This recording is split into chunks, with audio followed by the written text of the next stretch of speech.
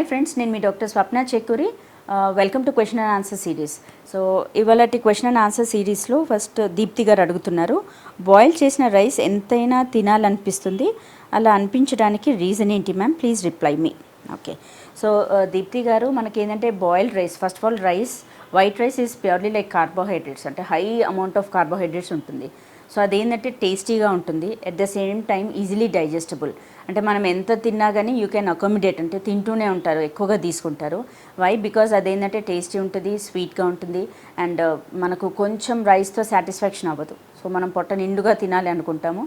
And అందులో ఏంటంటే like basically it's అంటే ఎక్కువగా గ్లైసిమిక్ ఇండెక్స్ అంటాం కదా, సో షుగర్ లెవెల్స్ అనేది ఎక్కువగా ఉంటుంది. సో దాట్స్ హౌ మనకి ఏంటంటే ఆ టెండెన్సీ ఉంటుంది, అంటే బాయిల్డ్ రైస్, కుక్డ్ రైస్ అనేది ఎక్కువగా తీసుకునే ఛాన్సెస్ అనేది ఉంటుంది.